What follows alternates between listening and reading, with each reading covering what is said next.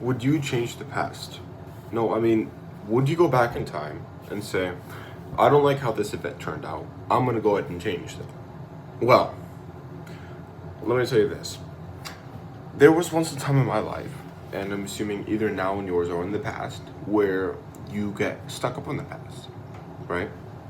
You know, you go ahead and say, I don't really like how this thing turned out. I wish I could have gone back in time and changed it. Now, I'd like to think that you can only really think in this way if you haven't gotten past the psychological barrier of learning from your mistakes. Because when you take action to actually start learning from your mistakes, you won't want to change the past. Because that's when you kind of make the realization that there's only two ways to save time, right? That's either from learning from your mistakes or from other people's mistakes. And if you're learning from other people's mistakes, then you are already indirectly trying your best not to make any mistakes of your own and learning from other people's instead. But you wouldn't be doing that if you're too caught up on trying to change the past, which would lead to you not wanting to learn from your own mistakes, if that makes sense, right? Because as much as you think about it, it's just going to drain you. Because it's like you have a casing. Inside this casing is like $1 million, right? But you're not allowed to break the glass. Even if you use a hammer, a sledgehammer, a drill, okay, even if you packed explosive TNT all around it and blew it up, it still wouldn't break. And you're just saying, I want it, I need it. But despite your efforts, all you can do is sit there and just look at it. It's the same thing when you look at the past. You can sit there, go over again and again and again, you know, what you would have done instead and how you could have done it and reminisce, but nothing's ever going to happen because it's just not possible. So all you're doing is just depressing yourself on purpose, and it's not the most efficient thing you could be doing. What actually needs to happen in your mind is you need to sit there and think, okay, I fucked up in this thing. We're all human and we make mistakes.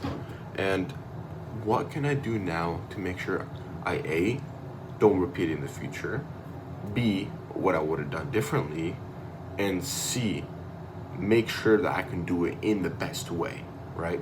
So first thing first, you gotta make sure you don't do it again, and then you gotta make sure you find ways to do it differently, and then out of those different ways, you gotta make sure you do it the best, right? Because you want your odds of winning to be the highest. And once you get to that point, you can kind of start looking at life from a different scope or a different lens. Because when you spend your time around a different mindset, you see things differently, right? Because, you know, you control your brain, you are your body, you are your brain, you are your thoughts, right? Whatever your actions are, right? Your thoughts will get turned to action. And then something will change.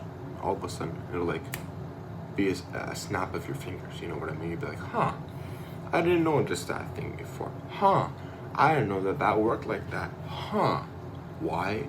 Because all of a sudden, you started looking at life in a way where you're not mad that the bad thing happened. You're actually happy. You're like, oh, I finally took an L.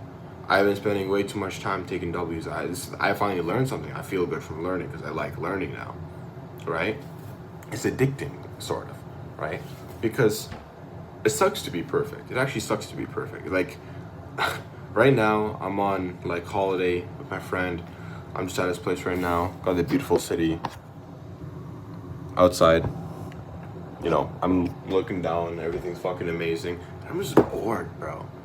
You know, when we went to the water park the other day, we drove fucking an hour to go go-karting. You know, I just fucking went to a lounge earlier today. Got some fucking food, had some shisha, whatever. Like, it's boring spending money. It really is, because you can either A, spend so much money, and then you just want to spend more, and that's when you realize, fuck, for me to spend more, I need to make more, which is back to work. Or limit yourself and be like, I can only spend this much, which pisses me off and makes me want to work either way. And I know something that you don't. I know how to work and start printing money from the charts, right? And you don't, right? Or maybe you do, hopefully. And it just gets boring. It gets boring spending money, because I know in my life that I'm gonna get, and I hope you do too, get to a certain point where I'm, you know, dealing with Bugattis and and $1 million jets and all that, and then there'll be nothing else to buy in the world, right? You're gonna be sitting there like, I already fucking bought everything. The fuck am I supposed to do? Buy more watches? I already have fucking 5 of them. The fuck, right? So I'm already preconditioning my mind to be able to find enjoyment from certain things, and one of those things are work and just obviously enjoying life with my friends. It's fine coming to see my friend, and I was only able to get here after I made the realization that I gotta be happy when I make mistakes. Because if I'm not happy when I make a mistake, then guess what? I'm just gonna get cooked. Because if I'm so far into reminiscing on my mistakes, then what's going to happen is that I'm gonna be stuck in the past. But during the past, I had this mindset. If I want to get here, I'll need to take on a different mindset where this is unprofitable, profitable. And if you're stuck here, then constantly using your mind to think about this, how do you expect to get here if this is what you're thinking about, right? It's like you're looking at the stoplight, and everyone thinks, red means stop, green means go, but I'm telling you, green means go, stop, and then red means go, right? Because that's like trader mindset. So you got to think differently from everyone else. It's a stupid example, but just bear with me here, right? If you keep thinking about the fucking stoplight being green, that means go, then how the fuck do you expect to get to where I'm at, where I'm thinking like this? So if I'm telling you right now to stop thinking about the past in a way where it has a grasp on you, and you keep doing that, how do you expect to get to where I'm at, where I look at the past and I learn from it? It doesn't make sense. You can't do that.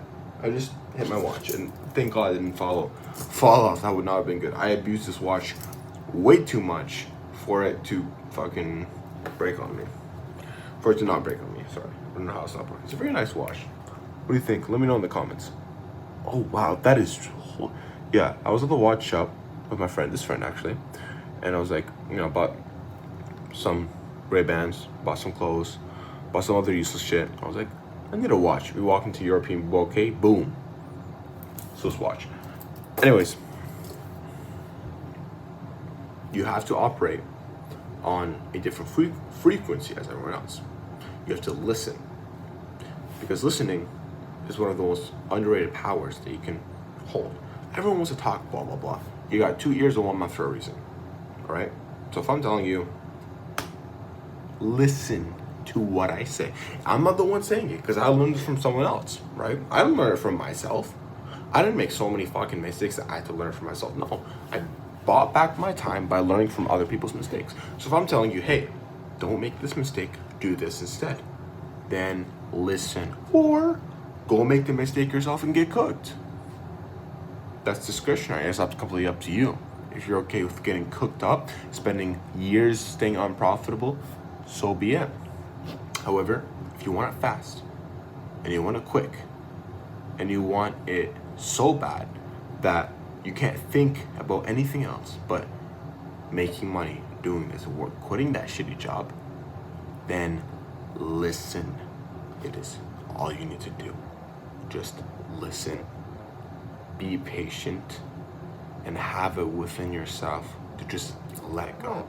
Because at the end of the day, what holds on to you will just drag you down.